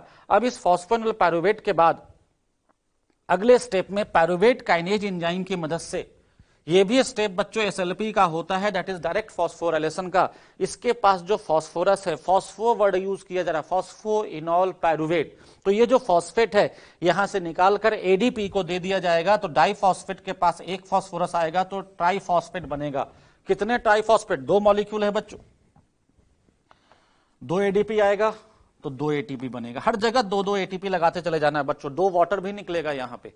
तो इसके पहले वाले स्टेप में 2 पेप ने 2 फॉस्फोरस ट्रांसफर किया पायरुवेट काइनेज की मदद से और ये SLP हुआ और 2 ATP बना, और फाइनली कितने मॉलिक्यूल पायरुविक एसिड के बनेंगे? 2 मॉलिक्यूल।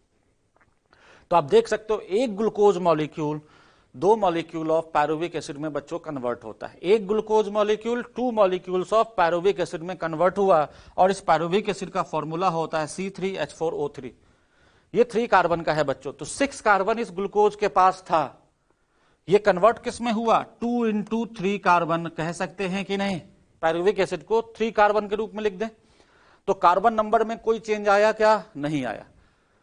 कार्बन नंबर में कोई चेंज नहीं आता, इसलिए मैंने कहा कि इस प्रोसेस के दौरान कहीं भी CO2 रिलीज नहीं हो रहा है। इस प्रोसेस के दौरान आप देखो कहीं पे भी ऑक्सीजन कंज्यूम नहीं हो रहा है। ये प्रोसेस के दौरान एक ग्लूकोज मॉलिक्यूल 2 पायरुविक एसिड में कन्वर्ट हुआ बच्चों।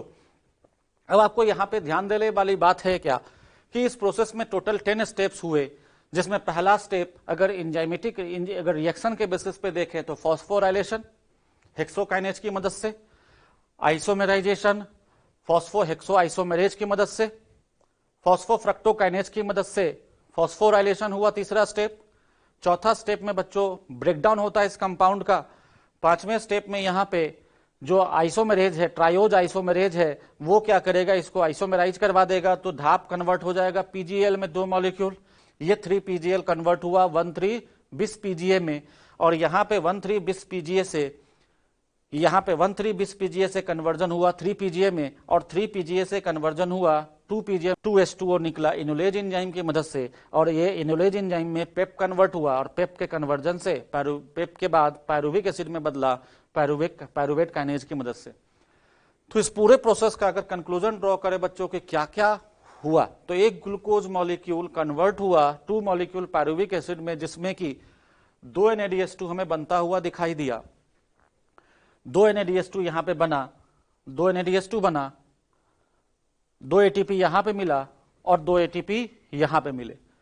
तो टोटल 4 ATP SLP से बनता हुआ दिखाई दिया बच्चों और 2 ATP कंज्यूम हुआ है। तो इस पूरे प्रोसेस में हमें इसी तरह से समझना है कि एक glucose molecule 2 molecule pyruvic acid में कन्वर्ट होता है।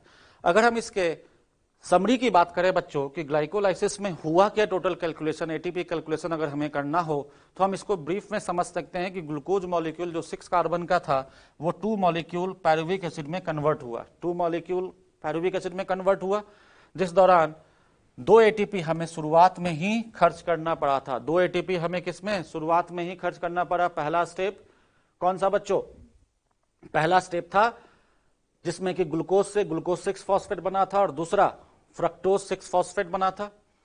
फ्रक्टोज 6 फॉस्फेट से फ्रक्टोज 1,6 फॉस्फेट में देखो 2 एटीपी यहां पे कंज्यूम हुआ, एक तो पहला यहां पे और दूसरा यहां पे, इसलिए उसको लिखा गया है 2 एटीपी के फॉर्म में कि यहां पे 2 एटीपी हमें कंज्यूम हुआ।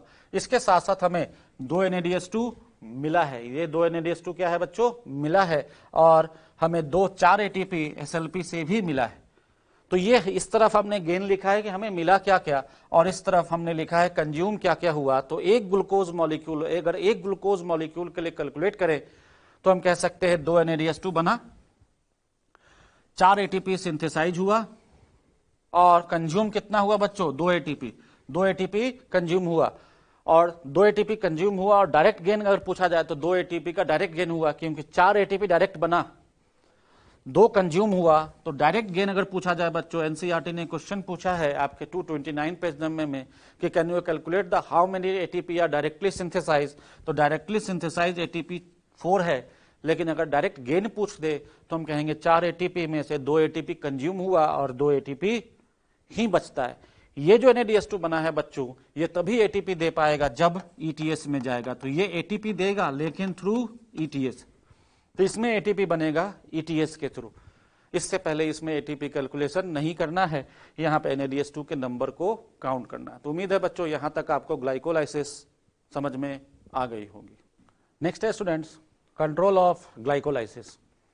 मीन्स ग्लाइकोलाइसिस को कैसे कंट्रोल कर सकते हैं बच्चों, रेट को, कि कब रेट बढ़ाना है और रेट कब घटाना है, ये बच्चों एंजाइम्स के द्वारा कंट्रोल्ड होते हैं।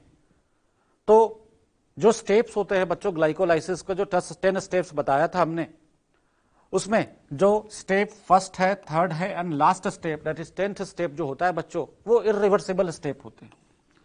तो out of 10 steps 7 steps are reversible and 3 steps are irreversible, and these are the control points of glycolysis. तो ये 3 स्टेप जो होता है बच्चों, ये कंट्रोल पॉइंट कहलाता है ग्लाइकोलाइसिस का, और यहां पे हम इस प्रोसेस को कंट्रोल कर सकते हैं according to the need if required.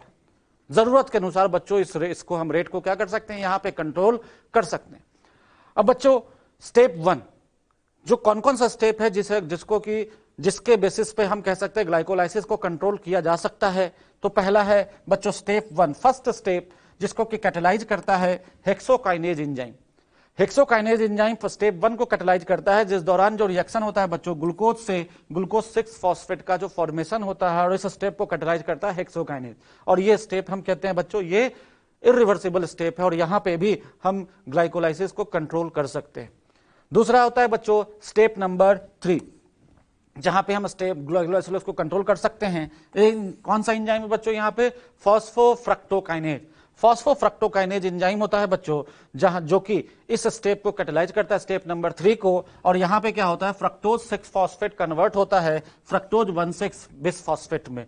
तो स्टेप नंबर 1, स्टेप नंबर 3, और लास्ट है बच्चों कि step number 10 that is catalyse by pyruvate kinase, जहां पे कि पेप कन्वर्ट होता है पायरुविक एसिड में। तो ये 3 स्टेप है बच्चों जहां पे कि हम कह सकते हैं ग्लाइकोलाइसिस कैन बी कंट्रोल। लेकिन इन सब में सबसे इंपॉर्टेंट जो हमें समझना है बच्चों वो है स्टेप नंबर 3, जिसको कैटेलाइज करता है फॉस्फोफ्रक्टोकाइनेज enzyme.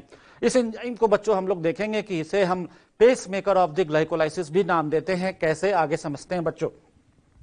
Step 3 is most important control points of glycolysis. तो स्टेप 3 जो होता है बच्चों मोस्ट इंपॉर्टेंट पॉइंट है ग्लाइकोलाइसिस का, and this step is regulated by allosteric enzyme that is phosphofructokinase. अब बच्चों आपके दिमाग में बात आएगी एलोस्टेरिक एंजाइम्स क्या होते हैं। तो बच्चों एलोस्टेरिक एंजाइम को समझाने के लिए एक डायग्राम मैंने यहां पे ड्रॉ किया है। अब ये एलोस्टेरिक एंजाइम है और हमने एग्जांपल किसको लिया है बच्चों, पीएफके को, फॉस्फोफ्रक्टोकाइनेज को। तो बच्चों ये एग्जाम्पल मैंने लिया है, लेकिन हम कह सकते हैं कि मोस्ट ऑफ जितने भी एलोस्टेरिक एंजाइम है इसी तरह से बिहेव करते हैं। समझना है ध्यान से बच्चों, कोई भी एलोस्टेरिक एंजाइम होगा बच्चों, उसके पास दो अलग अलग तरह के साइट्स होते हैं। एक तो होता है एक्टिव साइट, तो हर एंजाइम के पास क्या होता है बच्चों, एक्टिव साइट होता है। एक्टिव साइट क्या होता है, तो एक्टिव साइट वो साइट होता है जहां से कि उसका सबस्ट्रेट जुड़ता है, जहां से कि उसका सबस्ट्रेट जुड़ता है। और दूसरा साइट होता है बच्चों एलोस्टेरिक साइट। तो कोई भी एलोस्टेरिक एंजाइम में दो तरह के साइट होंगे, पहला साइट एक्टिव साइट कहेंगे और दूसरा एलोस्टेरिक साइट कहेंगे। एलोस्टेरिक साइट से बाइंड करता है बच्चों, जो भी केमिकल बाइंड करेगा उसे नाम देते हैं मॉड्यूलेटर। क्या नाम देते हैं बच्चों, मॉड्यूलेटर। तो यहां पे अगर हम पीएफके का एग्जांपल ले, तो कोई भी एलोस्टेरिक एंजाइम में दो तरह के साइट, एक्टिव साइट जिससे कि सबस्ट्रेट जुड़ेगा और दूसरा होता है एलोस्टेरिक साइट जिससे कि मॉड्यूलेटर जुड़ेगा। वो केमिकल होता है बच्चों जिसके कारण रेट क्या होता है, रेगुलेट होता है। तो मॉड्यूलेटर्स जो होते हैं वही जुड़ने के बाद एंजाइम को या तो एक्टिवेट करते हैं बच्चों या इनिबिट करते हैं। तो मॉड्यूलेटर वो केमिकल होता है जो एंजाइम को या तो एक्टिवेट करेगा या इनिबिट करेगा। तो इसी चीज को समझते हैं बच्चों पीएफके के रिस्पेक्ट में कि फॉस्फोफ्रक्टोकाइनेज कैसे हम कहते हैं कि रेट को कंट्रोल करता है ग्लाइकोलाइसिस के। तो बच्चों पीएफके की बात करें तो पीएफके का जो सबस्ट्रेट होता है वो कौन होता है बच्चों, फ्रक्टोज 6 फॉस्फेट। तो फ्रक्टोज 6 फॉस्फेट यहां पे क्या है, सबस्ट्रेट के रूप में काम करेगा किसके, फॉस्फोफ्रक्टोकाइनेज के। और जो मॉड्यूलेटर होता है बच्चों जो कि इसके एलोस्टेरिक साइट से जुड़ेगा वो या तो एएमपी हो सकता है नहीं तो एटीपी हो सकता है, दोनों में से कोई भी हो सकता है और एक समय में कोई एक ही जुड़ेगा बच्चों, ध्यान रखना है। अब कैसे इसको रेगुलेट करता है ध्यान देना है बच्चों। तो सबस्ट्रेट तो हमेशा जुड़ेगा, सबस्ट्रेट हमेशा जुड़ेगा। तो समझना है बच्चों कैसे रेट को कंट्रोल किया जाता है। अब this enzyme is allosterically activated by AMP, मतलब अगर एएमपी जुड़ेगा तो ये एंजाइम एक्टिवेट हो जाएगा और अगर एटीपी जुड़ेगा तो ये एंजाइम इनिबिट हो जाएगा। तो ऐसा क्यों समझते हैं बच्चों, तो इसको सेल के रिस्पेक्ट में समझें कि जब सेल के पास एटीपी ज्यादा होगा, जब सेल के पास एटीपी ज्यादा होगा तो बताओ और उस सेल को एटीपी बनाने की जरूरत पड़ेगी क्या। जब एनर्जी पहले से ज्यादा तो और एनर्जी की जरूरत नहीं होगी। और वैसे कंडीशन में अगर इस एंजाइम के एलोस्टेरिक साइट से क्या होगा, एटीपी जुड़ेगा और इस एंजाइम को इनिबिट करेगा जिसके कारण रेट ऑफ ग्लाइकोलाइसिस क्या होगा, कम हो जाएगा। तो एटीपी ज्यादा मतलब सेल के अंदर एनर्जी ज्यादा, एनर्जी ज्यादा होने का कारण एटीपी ज्यादा है। अब एटीपी जाके इसके एलोस्टेरिक साइट से जुड़ जाएगा, एलोस्टेरिक साइट से जुड़ेगा तो रेट अपने आप क्या हो जाएगा, घट जाएगा, क्योंकि एटीपी क्या कर रहा है, इस एंजाइम को इनिबिट कर रहा है। लेकिन अगर एएमपी जुड़ता है, एएमपी कब जुड़ेगा बच्चों, तो हमारे सेल में जब एटीपी खत्म होता है, एटीपी यूज होता है तो वो टूटता है एटीपी, या तो डाइफॉस्फेट में या मोनोफॉस्फेट। यहां पे हमें मोनोफॉस्फेट को लेना है बच्चों, एडिनोसिन मोनोफॉस्फेट, एएमपी को। तो एएमपी जुड़ेगा, इसका मतलब यह सिग्नल होगा कि सेल के अंदर एटीपी नहीं है, एटीपी की जरूरत है, जिसके कारण अगर एएमपी जुड़ा इसके एलोस्टेरिक साइट से, एलोस्टेरिक एंजाइम के एलोस्टेरिक साइट से, तो सेल को यह सिग्नल मिलेगा कि यहां पे एटीपी की कमी है और वो रेट को, ग्लाइकोलाइसिस के रेट को क्या करेगा बच्चों, बढ़ाएगा। तो इफ द पीएफके एंजाइम, अगर हम इसकी बात करें बच्चों, यहां पे बात किसकी कर रहे हैं, पीएफके एंजाइम की। If PFK enzyme binds with substrate fructose 6 phosphate होगा बच्चों, लेकिन उसके अलावा इसके हम इस साइड की बात कर रहे हैं कि एलोस्टेरिक साइड से कौन जुड़ रहा है, सबस्ट्रेट तो जुड़ेगा ही, फ्रक्टोज 6 फॉस्फेट पीएफके से जुड़ेगा, याद रखना है। If PFK binds with ATP, ATP के कारण क्या हो जा रहा है बच्चों, इनिबिट हो रहा है, तो रेट क्या होगा, घटेगा। अगर पीएफके के एलोस्टेरिक साइट से एएमपी जुड़ता है तो रेट क्या होगा, इंक्रीज होगा, क्योंकि सेल को यह सिग्नल मिलेगा कि एटीपी की कमी है तो रेट बढ़ाए। इसलिए बच्चों कहते हैं कि depending upon the requirement of the cell, cell के रिक्वायरमेंट के आधार पे पीएफके जरूरत के अनुसार रेट बढ़ा भी सकता है और रेट को घटा भी सकता है। इसलिए हम इस एंजाइम को नाम देते हैं बच्चों पेसमेकर एंजाइम ऑफ ग्लाइकोलाइसिस। इसलिए PFK is also called as pacemaker enzyme of glycolysis. तो यहां तक बात हो गई बच्चों कंट्रोल ऑफ ग्लाइकोलाइसिस की।